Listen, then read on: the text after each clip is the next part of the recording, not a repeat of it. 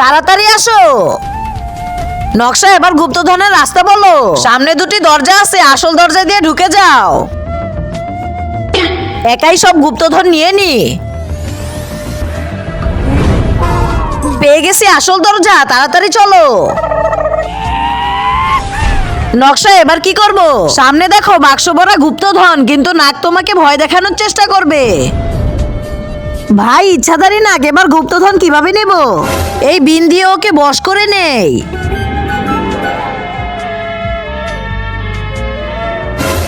ভাই এবার চল। দাঁড়াও, তোমরা এই গুপ্তধন নিয়ে যেতে পারবে না। চল ভাই, ওকেও বশ করে নে। কিন্তু তার আগে তুমি যদি চাও তোমার মা জান্নাতে যাক, তাহলে এই ভিডিওটিতে লাইক করে চ্যানেলটিকে সাবস্ক্রাইব করে দাও। আর যদি চাও জাহান্নামে যাক, তাহলে কিছুই করতে হবে না, আর কমেন্ট বক্সে আই লাভ ইউ মা লিখে যাও।